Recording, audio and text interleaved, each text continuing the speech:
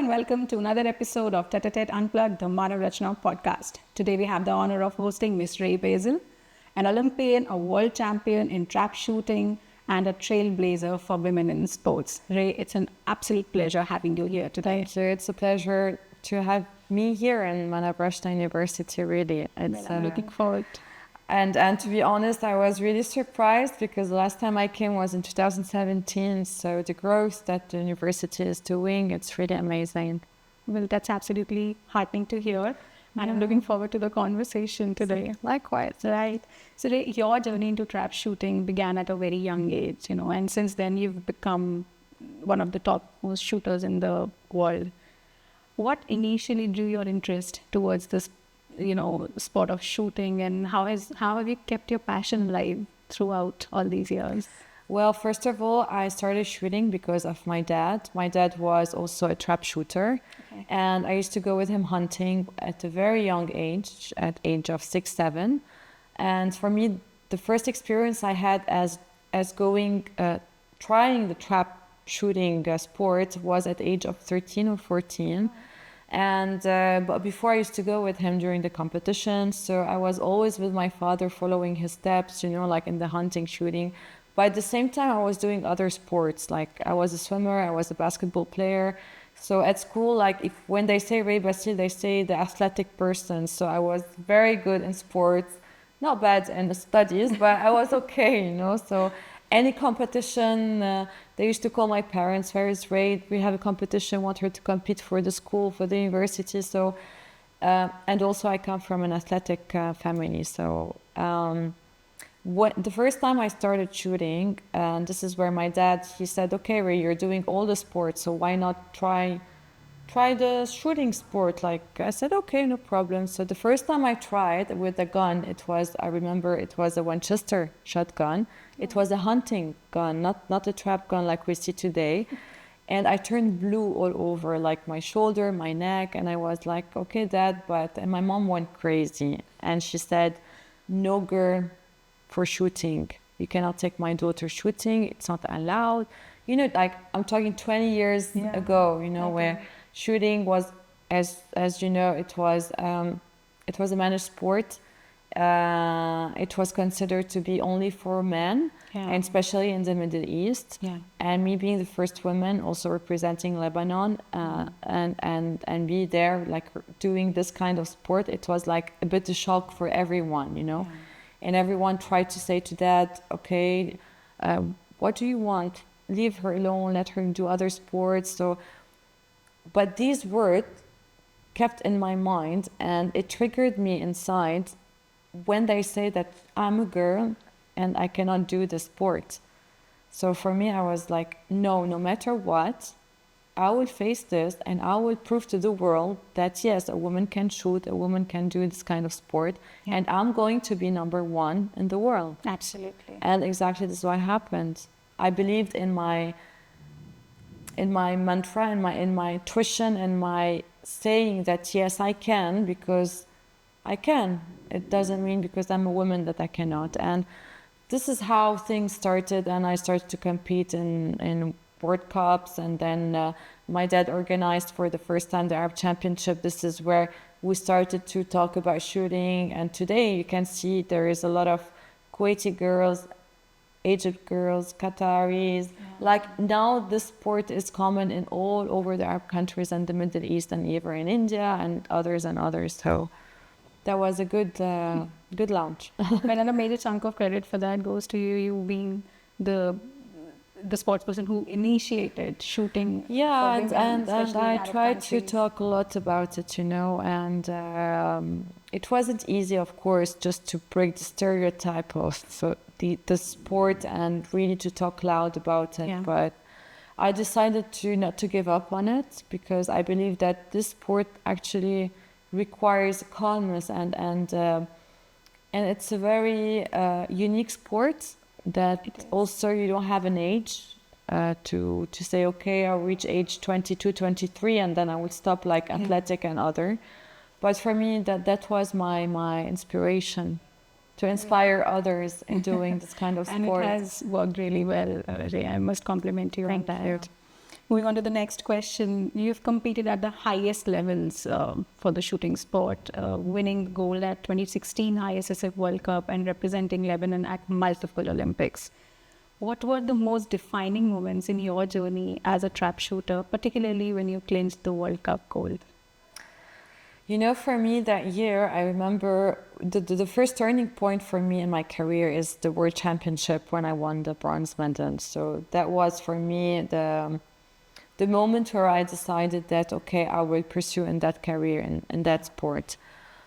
But later on, I was curious to know more about the Olympics, and 2012 was my first Olympics.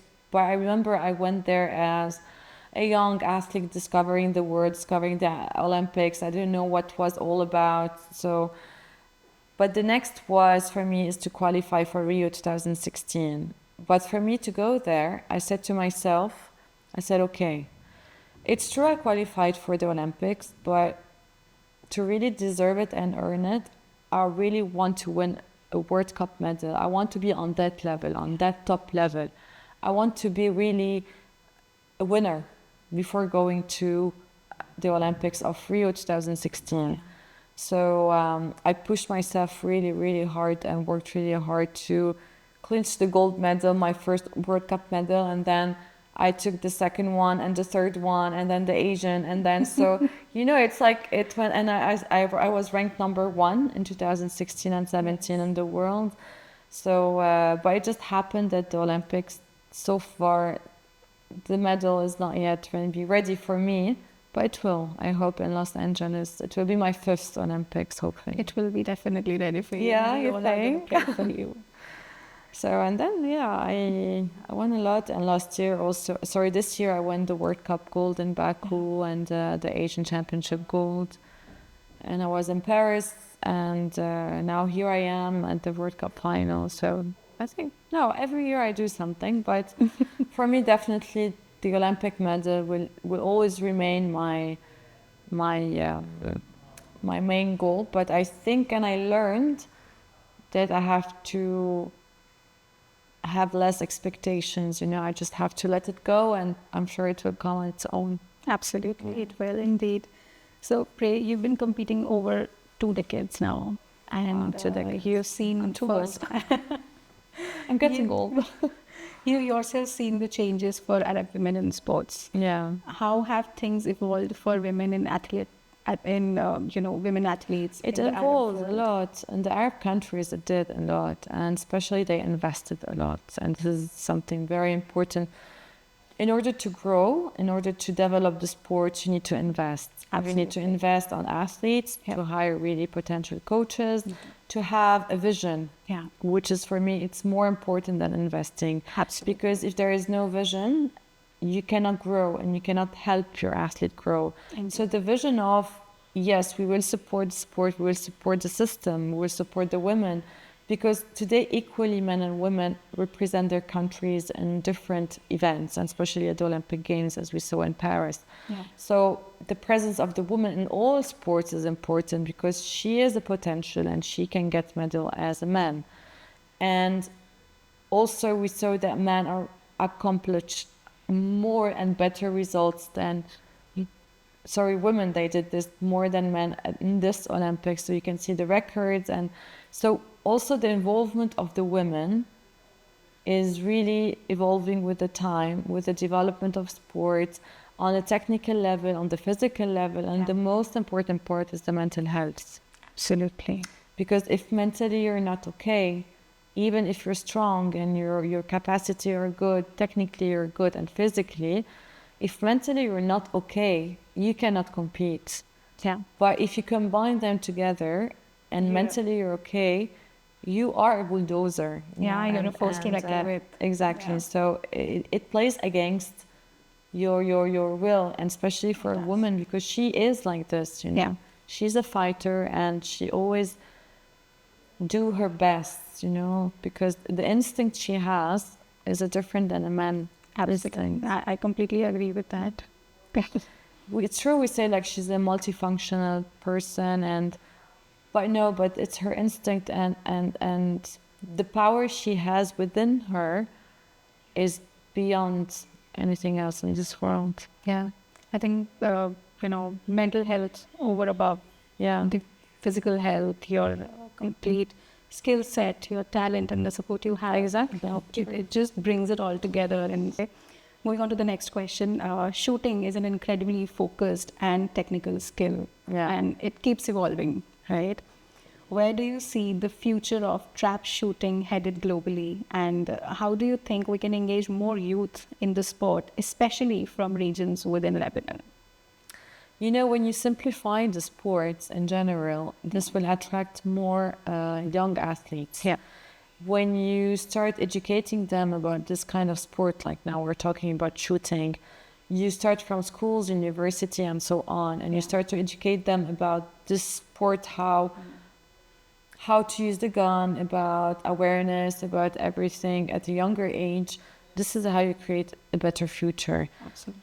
Today, yes, shooting requires a talent, but talent is not always the answer. You can create also people without a talent, teach them how to shoot and to perform, because sports developed a lot on the technical level, physical level, mental level. So the technique is there, but definitely there is, if you want, a package that you have to build in the person. So physically, the physical part is very important, and athletes started to be more aware of it, that shooting is not only about shooting, because if physically you are good, you have a better endurance, you have a better breathing, you have a better focus. So if physically you're good, then mentally you're good. Yeah. You know, so everything is aligned, is related. You cannot remove one part and leave the other part. So That's true. combining the three of them, and the preparation also before and after and during the competition, even during training, is important. It is. So you start to train your brain how to focus, how to really put himself in a situation of a competition where once you're there in a competition, you would feel okay and relaxed. Definitely this goes also with the experience and everything. But showing this for young people, this and also like some competition videos and talking about shooting and bringing other athletes to share with them the experience, I think this would help really to improve and to have more young generation into this kind of sport. And I think shooting have developed a lot of skills, and like today we see I'm one of them, how I work with my eye coordination exercises that other maybe they don't do it, or they just discovered this, but I discovered that 10 years ago. Yeah. And this, I think, helped me to be different and on a different level. But which today it's becoming harder, because now everyone is doing it, So to see how sports is evolving, and you have to evolve as well. Indeed, you have to. I have read about you that you studied food and beverage management. Yeah, I love food. And I know you have a love for good food. How important is nutrition in your training and performance as a top shooter? And do you have any favorite go-to meals before a competition? Regarding this part, it's true I love food, but I did a lot of trial and errors in my shooting career, okay? And especially in Lebanon, at that time we didn't have like a specialist in food and beverage in nutrition. Before they used to say like eating sugar or a bite of chocolate before you go shooting, and so. But no, with time I discovered that having sugar before shooting is not good. Having carbs before shooting is not good. If I want to have carbs, I have to have at least 48 hours lunchtime, not dinner time, for I have to increase my protein intake. So many things that I tried, or even like eating dates that is very healthy, but it's not. Before a round, you have to eat it 2 hours before. Having a banana, half a banana, like 1 hour before. So the digestion also plays a role in your focus, in your adrenaline, in your blood pressure, in your focus. And so yes, there's a lot of it. It's a science on its own, but Absolutely, definitely I pay attention a lot. I don't eat fried food. I'm a gluten intolerant, so I don't eat gluten. I'm gluten-free. Okay. I try to engage more protein in my meals and vegetables, of course. Yeah. I don't eat sugar at all. I cut off sugar. I have my moments, for sure. I do. Each one of but us. but I try to avoid sugar and everything that can really harm, because for me, sugar, alcohol, salt, you know, all these ingredients are the worst thing for the body, and they can destroy cells, and mentally you will feel tired. You know, with Absolutely. time. Yeah. Now that you're in India, I wouldn't want to miss this question. No, I would eat What's Indian food. What's your favorite Indian delicacy? I like I don't know the name, but DJ always brings me, like, it's like canned sugar with peanuts. I don't know how you name it. It's really good. I love it. We'll ask DJ later on. Okay. Any other food that you love? Any other? No, I love Indian food. I love the curry. I love. For me, it's a culture. For me, food is culture. You know, I love it. I love it. You know, I love eating food. No, this week I'm going to make sure that I will be filled with Indian food. We are going to make sure of that. Yeah, you better. Yeah. So, we're going to switch gears a little bit now, dive into a quick, fun, rapid-fire round. Okay. Where I'll ask you a few quick questions. Okay. And you have to answer what first comes to your mind. The biggest challenge you have faced as an athlete? Today, because today I as I mentioned before, I feel very anxious and very sad from the inside, tired from the inside. Every time I talk about, I truly have tears in my eyes. But I think today is the most hard time for me. You have us by your side and you have all our support. I know, thank you. Your favorite shooting range in the world? As a country, Italy. I mean, Italy. Also, they have good food. So Italy, because also they have a lot of shooting ranges, and you know, Italy is the mother of the game. So, but I love Qatar shooting range. There is a Baku shooting range as well. There are a couple of beautiful ranges, really, like green and you know, the layout. But yeah, I think You played earlier at the New Delhi shooting range? yeah, the last time was in 2017. Okay. Yeah. You've been to the shooting range so far right now? No, I came this Okay. morning, so You're gonna be I'll there be going today. tomorrow. All right. One pre-competition ritual that you follow. It's okay if you don't, but we would. No, I listen to music. I listen to music, and I do my breathing, you know, just to put myself in the bubble.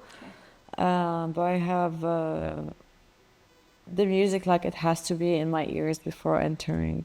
And the music, if you want to know, is the Gladiator, the song Gladiator, you know, like We Are Free.